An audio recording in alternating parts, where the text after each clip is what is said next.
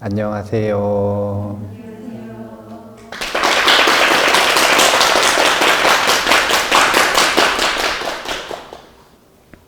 오늘은 불교 입문 12회차 중에 3회차, 4회차를 공부할 예정입니다.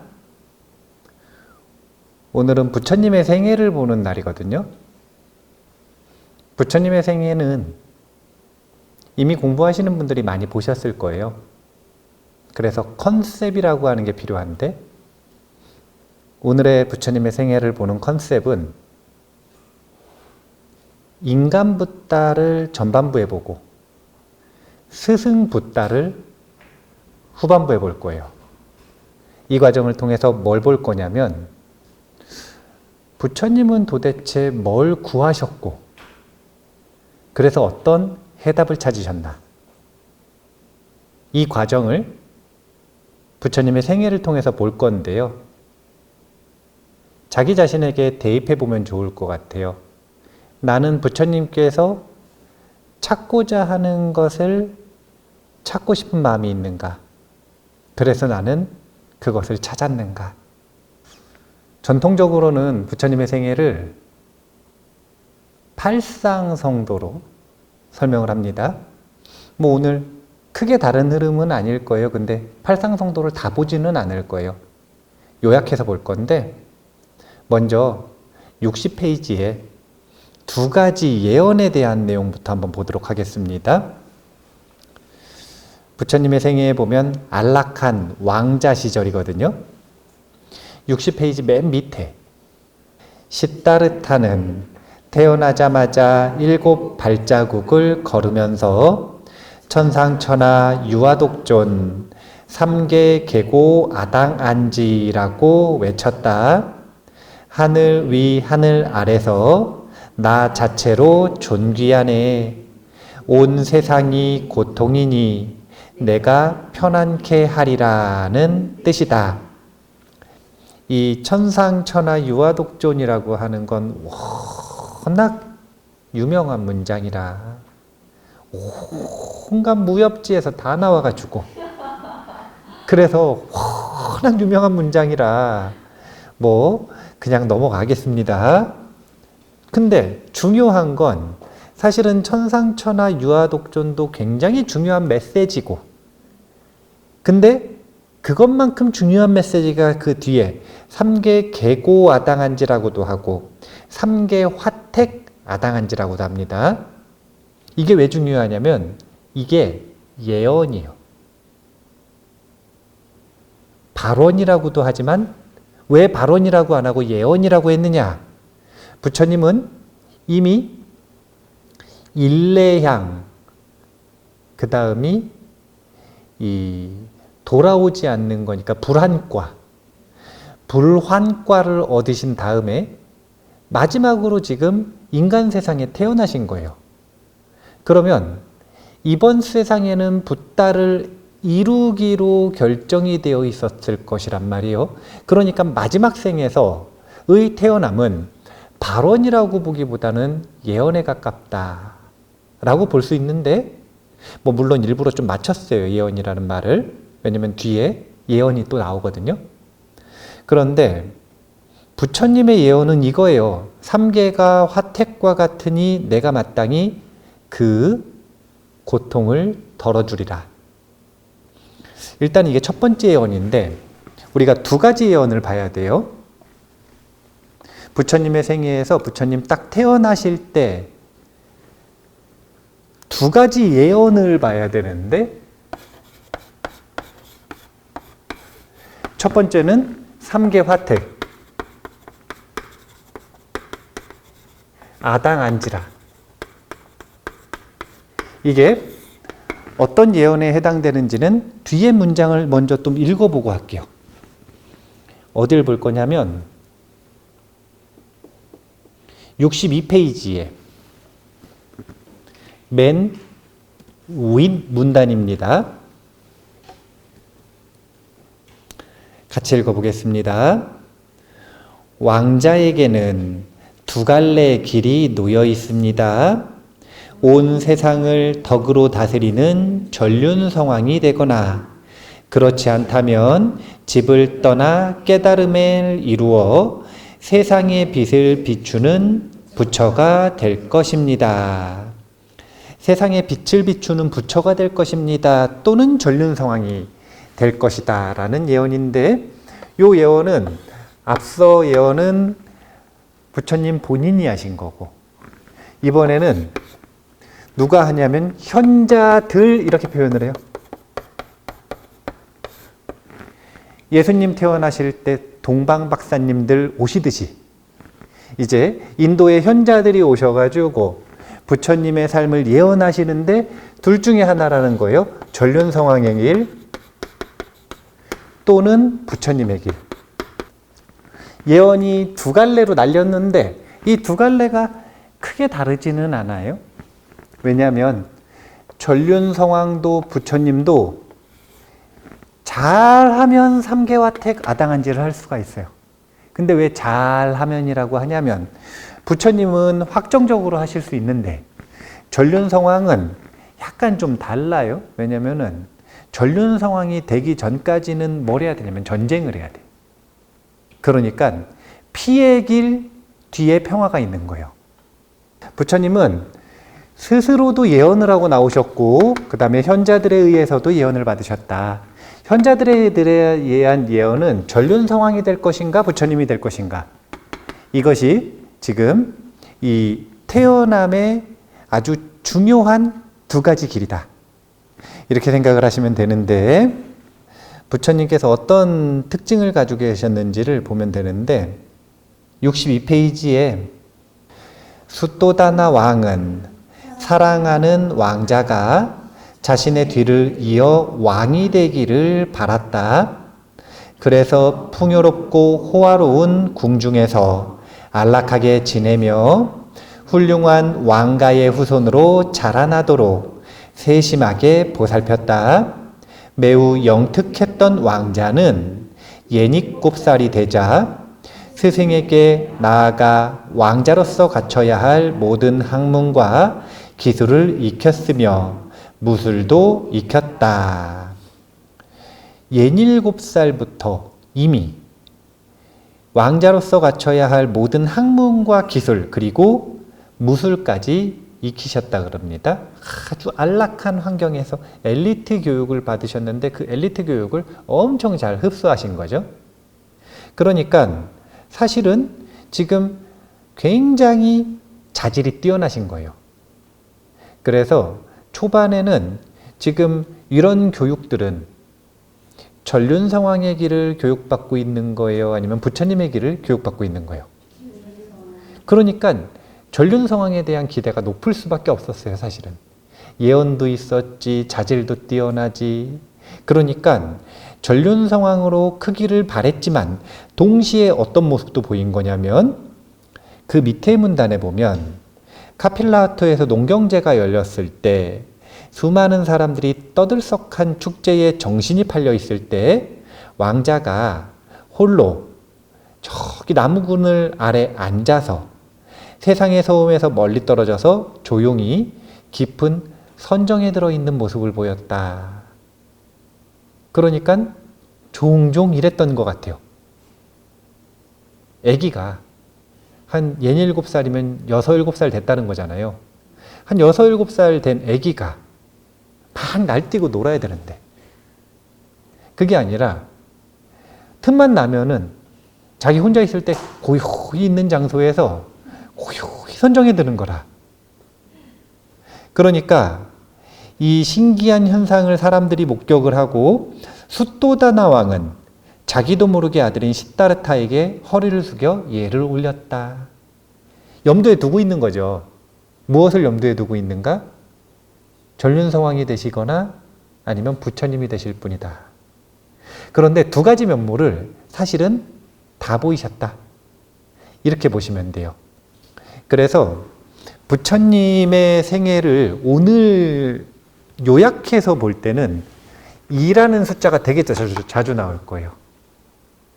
부처님의 전반부 생애는 두 가지 길이 있었다. 전륜성왕의 길이 있었고 부처님의 길이 있었다. 이것이 지금 어떻게 펼쳐지는지를 전반부의 생애에서 한번 보시면 좋을 것 같아요. 이번에는 그 유명한 사문유관으로 넘어가 보겠습니다.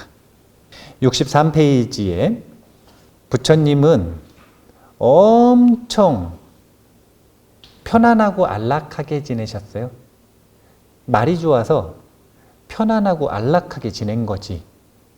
사실은 엄청 쾌락을 즐길 수 있는 환경에서 살아가셨어요.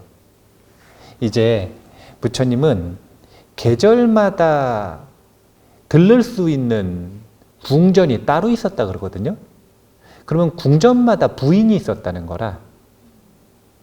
그러니까 19세까지 아버지인 부왕 수또다나 대왕은 어떻게든 쾌락의 길로 아들을 이끌고 싶은 거예요. 부처님 되실까봐. 그래가지고 엄청 화려한 궁전에서 지내며 세상의 온갖 쾌락을 만끽했다 그러시는데 이때도 똑같아요. 종종 그는 조용히 사색에 잠겨 있어서 사유와 선정을 즐기신 것 같은데 부처님께서 고요히 사색에 잠겨서 하신 생각이 여기 밑에 보면은 큰 따옴표에 있는 중간 문단입니다. 세상에 존재하는 이 부분 같이 읽어볼게요. 세상에 존재하는 모든 이는 한결같이 늙고 병들고 죽는 일에서 벗어나지 못한다. 그런데 다른 사람에게 그런 현상이 찾아오면 얼굴을 찡그리며 외면하고 가엾게 여기면서 바로 자신에게도 그런 현상이 찾아오리라는 것을 알지 못한다. 과연 이것이 합당할까? 이제 불교 인문에서는 사문유관을 비유라고 소개하고 있는 거예요. 실제로 동문 나가서 남문 나가서 서문 나가서 생, 로, 병, 사를 본 것이 아니라 이런 사유가 일어났다라는 거죠. 과연 내가 늙고 병들고 죽는 일에서 자유로울 수 있을까? 또는 자유롭지 못하더라도 그것을 요즘 말로 하면 쿨하게 받아들일 수 있을까? 그런데 부처님이 아무리 자신의 마음을 들여다봐도 자신이 없는 거예요. 자신이 늙는 것, 자신이 병드는 것, 자신이 죽는다라고 하는 것이 확정적이라는 사실이 견딜 수가 없는 거예요. 이제 이거를 사문유관으로 비유를 할 때 처음에 동문을 봤다 그러죠. 그 다음에 남문을 보고 그 다음에 서문을 봅니다. 그러니까 이제 이렇게 있으면 동, 남, 서, 북 이렇게 봤다는 거예요. 그냥 맞아요. 보통 지도 이렇게 그리니까. 근데 동남서에서 뭘 본 거냐면 노병사를 봤거든요. 극적인 걸 알려주시기 위해서 비유를 할 때 한 번도 노, 병, 사를 19세까지 못 봤다 이렇게 표현을 하는데 그건 좀 너무 좀 그렇고 한 번도 못 봤다 이거는 뭐라 그럴까 수또다나 대왕을 너무 이렇게 막 이렇게 가둬놓는 그 라푼젤 아버지처럼 수또다나 대왕을 완전히 가둬놓고 키운 것처럼 그렇게 하는데 그렇다기보다는 노병사에 대한 충격이 이때 가장 극적으로 일어났다는 이야기일 거예요. 그런데 봐보세요. 노병사라고 하는 것은 뭘 직면한 거냐면 고통을 본 거예요. 그리고 고통을 본인이 직면한 거예요. 그런데 여기서 끝나는 것이 아니라 요 63페이지에 이런 사색을 조금 더 극적으로 드러내는 설도 있다. 어느 날 왕자가 마부와 함께 말을 타고 동문, 남문, 서문으로 나아갔다가 늙은 사람, 병든 사람, 죽은 사람을 목격했다. 그리고 우리는 누구나 태어나고 늙고 병들어 죽는 과정에서 자유로울 수 없다는 마부의 말을 듣고 왕자는 큰 충격을 받았다. 자신에게도 그와 같은 괴로운 일이 찾아오리라는 것에 몹시 불안해하며 지내던 왕자는 마지막으로 북문으로 유람을 나갔다가 수행자를 보게 되었다. 세상의 온갖 근심과 불안에서 풀려나 자유롭고 행복하게 지내는 수행자를 보고 시다르타는 자신도 덩달아 행복을 느끼게 됐다. 지금 짝을 이루면 두 가지로 동남서와 북문이 다른 거예요. 동남서에서는 노병사를 봤는데 이게 뭐냐면 고통이었어요. 북문에서는 누구를 봤냐면 수행자를 봤어요. 이 수행자를 통해서 시달타는 뭘 봤을까요? 지금 여기 나오잖아요. 행복을 봤다 이렇게 나오잖아요. 이런 부분들을 보면 시달타 태자가 무엇을 추구해서 출가하게 되는가라고 하는 것을 우리가 엿볼 수가 있어요. 지금 봐보세요. 여기 고통이 가득하다는 걸 알았어요. 이게 뭐냐면 삼계가 화택이라고 하는 걸 확인한 것이죠. 그런데 본인이 아당한지 마땅히 그들을 편안하게 할 수 있는 능력이 있어요, 없어요? 시달타 태자는 지금 본인에게 그런 능력이 없어요. 그런 능력이 없는 것뿐만이 아니라 본인도 답을 몰라요, 지금. 그래서 괴로워하는 거예요. 나도 이 노병사에서 자유로울 수가 없구나. 이 고통에서 나도 영락없이 그물에 걸린 물고기처럼 벗어날 수 없구나. 그러고 있는데 힌트를 얻은 거라, 북문에서. 누구를 보고? 수행자를 보고. 근데 그 수행자를 보고 사람들은 그래서 수행했나 보다 이렇게 생각을 하지만 그랬으면은 이 사람 종단 찾아갔겠죠. 근데 그게 아니라 이 수행자의 모습을 보고 뭘 봤냐면 아, 고통에서 벗어나 행복해지는 길이 있구나라는 힌트를 얻은 거예요. 그러니까 여기서 뭘 안 거냐면 이 고통을 받다라고 하는 건 고성제를 알았다는 뜻이고 그 다음에 고민 끝에 뭘 안 거냐면 멸이라는 게 있구나. 멸성제에 대한 힌트를 얻은 거예요. 근데 여기서 문제가 생기죠. 무슨 문제가 생기죠? 방법을 모르겠는 거예요. 방법을 모르겠는 거예요. 그래서 이때가 보통 19세로 이야기를 하잖아요. 그러면 19세까지 지금 저기서 온갖 쾌락을 겪었다 이런 표현이 있잖아요. 그럼 몇 년도에 출가를 하시냐면은 아마 29세인가?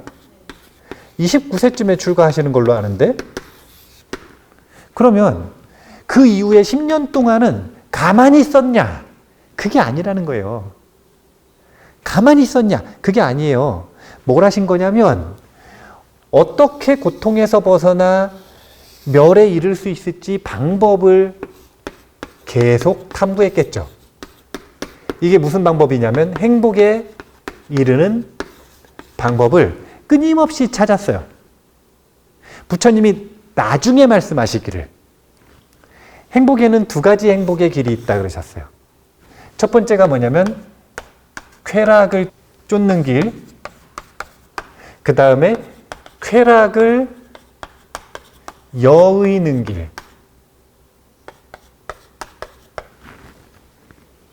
두 가지 길이 있어요. 쾌락을 쫓아가는 길이 있고 쾌락에서 벗어나는 길이 있어요. 그런데 부처님께서 출가하시기 전까지는 지금 뭘 하고 있는 거냐면 본인은 쾌락을 여의는 길에서 힌트를 얻었지만 출가를 못했기 때문에 쾌락을 쫓는 길 요 범위 내에서 끊임없이 행복해지는 방법을 찾은 겁니다. 이것을 상징하는 질문이 뭐냐면 수토다나 대왕에게 하는 질문이에요. 수토다나 대왕이 이 10년 동안 사문유관이 19세에 이루어졌다면 이 10년 동안 시다르타 태자가 얼마나 속을 썩였는지 알 수가 없는 거예요. 사고치고 다녔다는 게 아니라 이게 처음부터 너무 착하고 처음부터 너무 잘하는 아들, 딸들은 불리해. 조금만 못해도 사고를 쳤다 그래요. 처음부터 사고를 많이 치잖아요. 진짜 유리해요. 조금만 잘해도 너무 잘했다 그래요. 그러니까 요 시달타 태자가 요 동안 못한 게 아닐 거라 엄청 잘했을 거예요. 전륜 성황의 길을 차곡차곡 잘 배워서 잘 걸었을 거예요. 그런데 그 속에서 동시에 두 가지를 추구하는데 그게 뭐냐면 이 속에서도 방법을 찾는 거예요. 어떻게 행복해질 수 있을까? 근데 그 모습이 수토다나 대왕을 불안하게 만드는 겁니다. 그러니까 어렸을 때는 아직 뒤의 일이라고 생각을 해서 합장 반배할 수 있었는데 이제 19세 넘어가고 20세 되고 25세 되고 이러면은 얼마든지 원하면 나가가지고 출가할 수 있거든요. 갑자기 사라질 수 있는 거예요.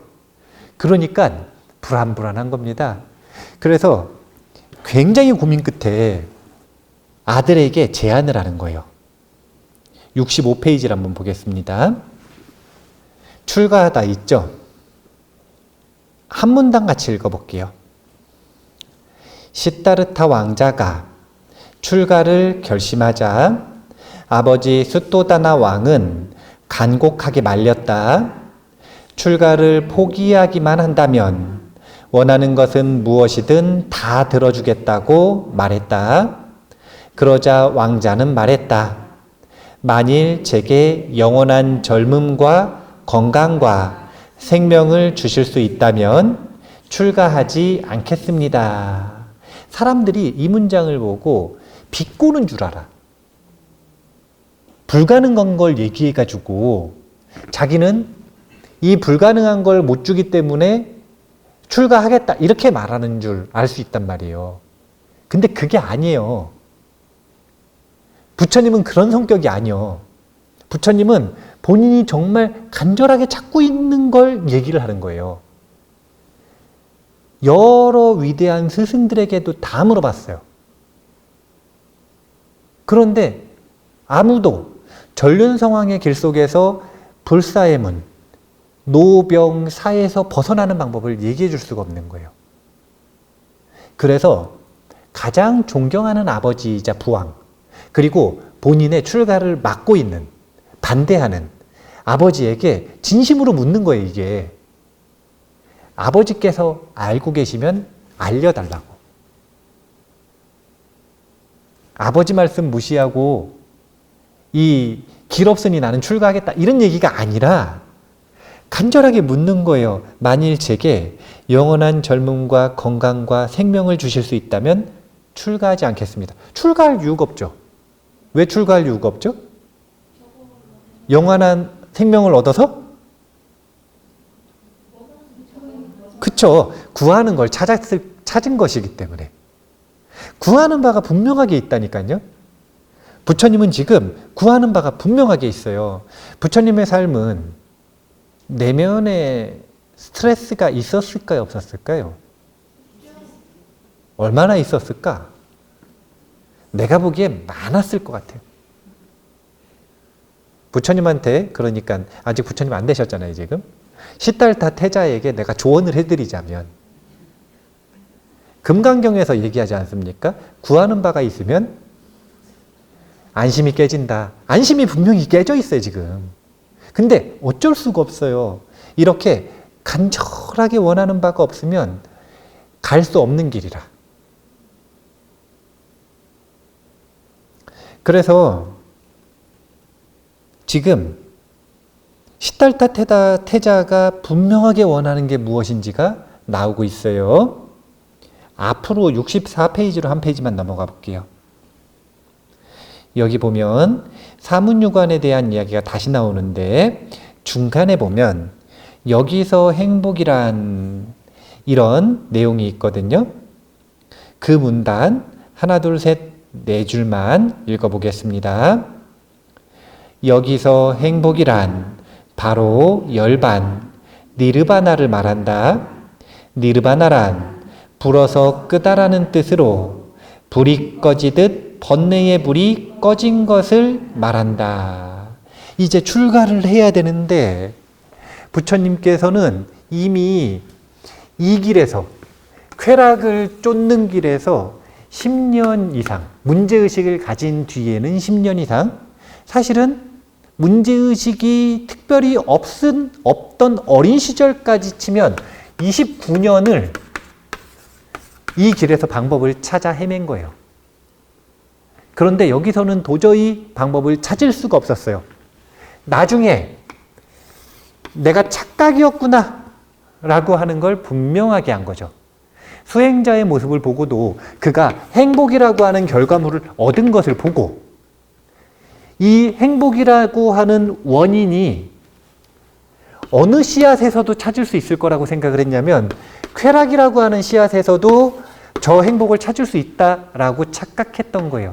물론 방해물들이 없었으면, 말리는 사람이 없었으면 수행자 바로 따라가가지고 곧바로 찾을 수도 있었겠죠.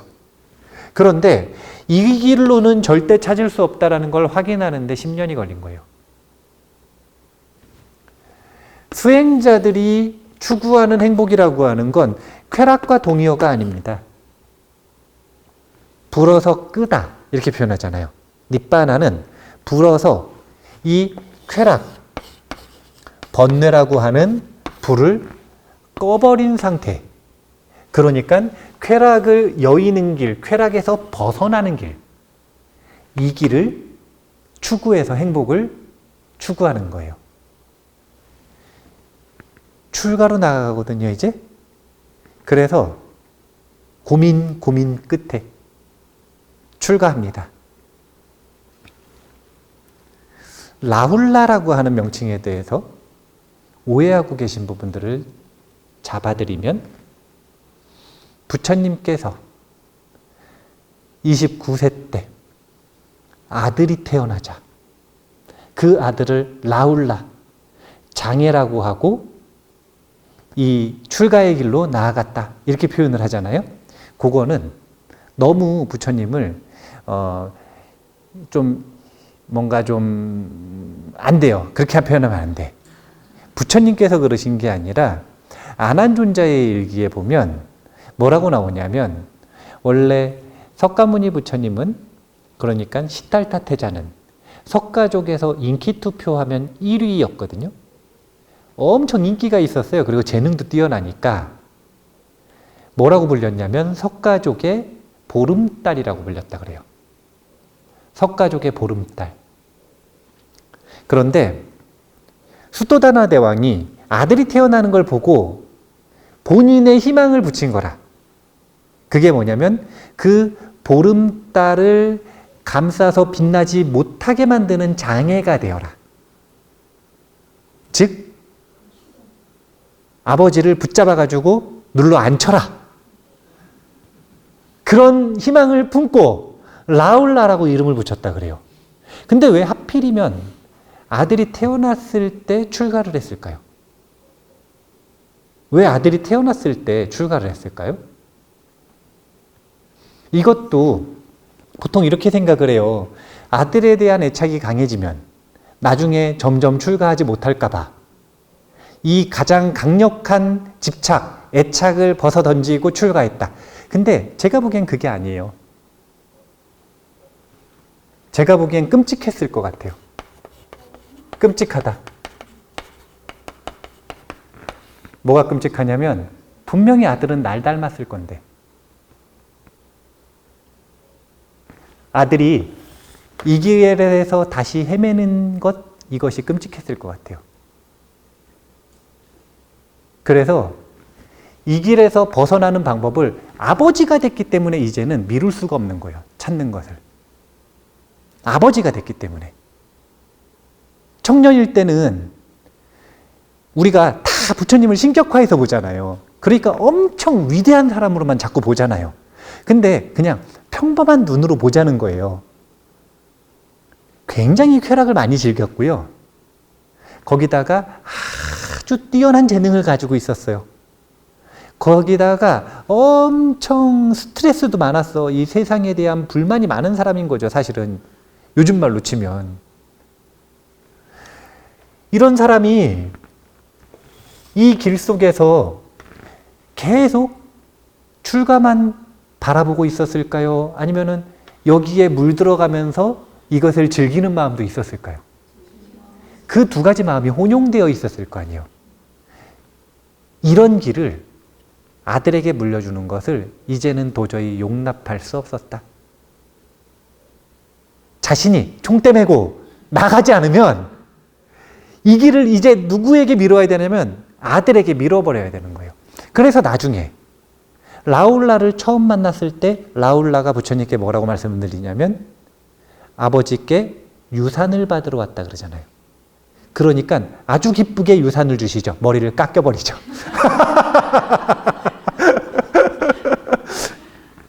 이 고통을 겪지 않아도 되도록. 제가 보기에는 아들에 대한 집착 때문에 그때 떠난 게 아니에요. 이제 더 이상 미룰 수 없는 겁니다. 철없는 청년, 총각일 땐 상관없어. 아버지가 됐기 때문에. 아버지가 됐기 때문에.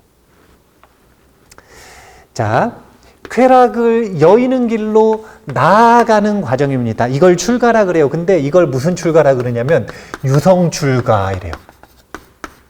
유성, 성을 뛰어넘어서 출가했다는 겁니다.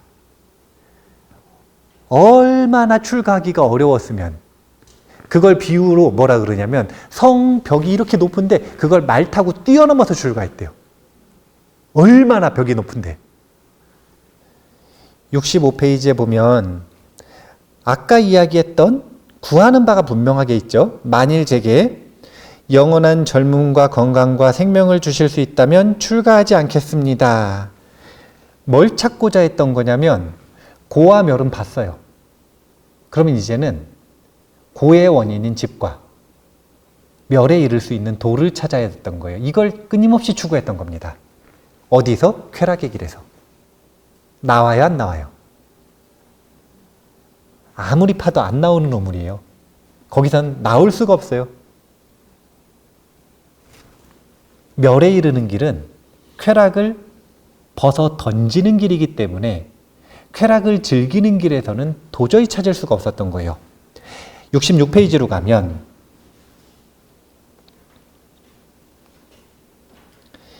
시달타 태자가 성을 뛰어넘는 장면이 그려져 있는데 첫 번째 문단부터 읽어볼까요? 아주 아름답네요. 온 세상이 깊이 잠들어 있는 시각 시다르타 왕자는 말을 타고 부지런히 성문을 향해 달렸다.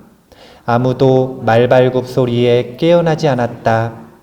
어떤 일대기에서는 세상 모든 사람의 고뇌를 어루만져주고 지혜를 안겨줄 붓다의 탄생을 간절하게 바라고 있던 하늘의 신들이 온 세상을 깊이 잠들게 했다고 말한다. 시다르타 왕자는 마침내 성문 앞에 도착했다. 왕자를 등에 태운 말은 가볍게 날아올랐다. 그리하여 성문을 통과하지 않고도 성을 빠져나갈 수 있었다. 유성 출가, 성을 넘어 출가하다란 바로 이 모습을 뜻한다. 하늘의 신들이 온 세상을 일부러 깊이 잠들게 만들었답니다. 그럴 수 있을까요? 없을까요? 있겠죠. 왜냐하면 부처님 어디서 오셨어요? 도솔천 내원궁에서 오셨잖아요. 그러면 미리 짜놨겠지. 나 출가할 때 신통력 좀 발휘해라. 부처님 출가하셔가지고 성불하시기까지 보디가드들이 다 내정되어 있었을 거 아니에요. 그러면 그 천신들이 와가지고 본인들의 역할을 분명하게 했을 것이고 그래서 유성 출가를 하는데 여기서 말하는 성이라고 하는 게 도대체 뭐냐 이거예요. 진짜 성을 뛰어넘었겠어요? 진짜 성을 뛰어넘었겠어요? 말로? 그런 말은 없어요, 세상에. 그런 말은 없어요. 여기서 말하는 성은 상징인데, 비유인데 뭘 상징하고 있는 거냐면 전륜성왕의 길을 포기하는 것이고, 전륜성왕의 길은 무슨 길이었냐면 쾌락의 길이고, 이 쾌락의 길에 대한 집착이 얼마나 강했는지를 보여주는 겁니다. 두 가지 길이 있었잖아요. 태어나자마자 전륜성왕의 길이 있고 붓다의 길이 있었어요. 전륜성왕의 길은 쾌락에서 행복을 찾는 길이에요. 그래서 이기는 게 가장 큰 쾌락 아닙니까? 가장 큰 쾌락은 남을 이기는 거라, 쾌락 중에서는. 전륜성왕은 전부 다 이긴 걸 전륜성왕이라 그래요. 그러니까 쾌락의 극한에 이른 게 전륜성왕이라. 부처님의 길은 쾌락을 벗어 던지는 길이에요. 시달타 태자가 출가하기를 바랬고, 부처님의 길을 찾기를 원했고, 불사의 문을 찾기를 원했고, 집과 도를 찾아 헤맸다라고 하지만 분명히 쾌락을 즐기는 동안 쾌락에 물들었을 거예요. 그 집착이 얼마나 강했는지, 그 방해물이, 그 장애가 얼마나 강했는지 성으로 비유를 했다. 쾌락의 길을 버리고 쾌락을 벗어 던져서 쾌락의 불을 불어서 꺼버리는 이 길로 나아가는 출가의 길이 얼마나 어려운지를 이 비유를 통해 보여주는 겁니다. 출가했다 그래가지고 전부 다 유성 출가를 하는 건 아니에요. 그 마음이 이 유성 출가의 마음에 어울리게 정말로 출가했다. 그 핵심이 뭐냐면 구하는 바가 무엇이냐 이것보다도 쾌락을 벗어나는 길을 선택했느냐 안 했느냐 이거예요. 행복 추구란 말이에요. 누구나 행복을 추구해요.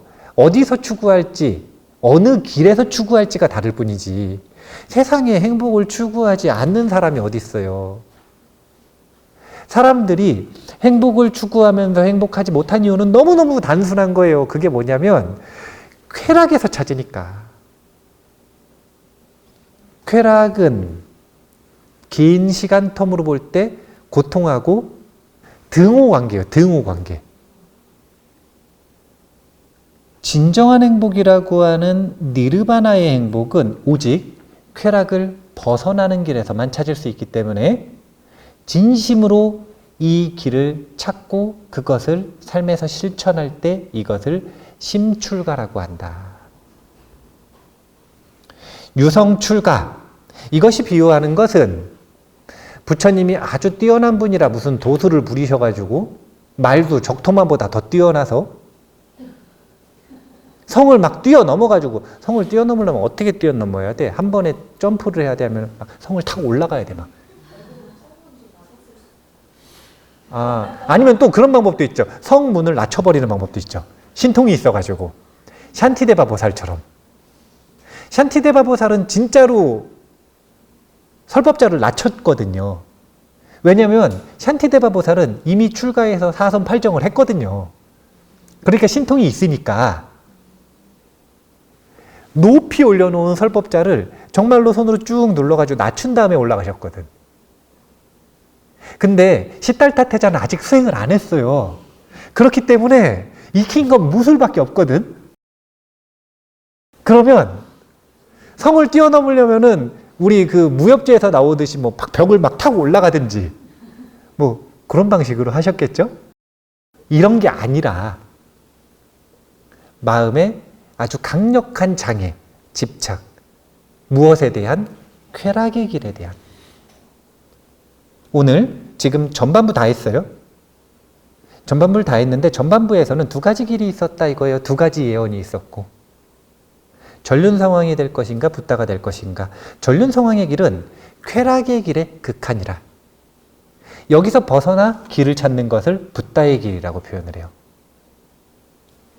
부처님의 전반부는 쾌락의 길 속에서 끊임없이 무엇을 추구했던 거냐면 고통의 원인이 무엇인지 집성제를 찾고자 했고, 그 다음에 힌트를 얻었던 그 니르바나의 행복, 거기에 이르는 방법인 도성제를 찾고자 했어요. 근데 지금 찾았어요, 못 찾았어요? 못 찾아서 결국은 쾌락의 길을 버리고 성을 뛰어넘어서 출가해서 지금 이제 집성제와 도성제를 찾겠다고 나가시는 장면까지 우리가 공부를 한 겁니다. 부처님의 생애를 이렇게 요약해서 봐도 재밌죠? 네, 그러면은 다음 시간에는 이제 과연 찾았나 못 찾았나? 그래서 찾으신 다음에 스승이 되신 부처님은 어떻게 삶을 사셨는가? 이 부분을 한번 함께 공부해 보도록 하겠습니다. 시간 다 됐으니 이만 마치도록 하겠습니다. 감사합니다.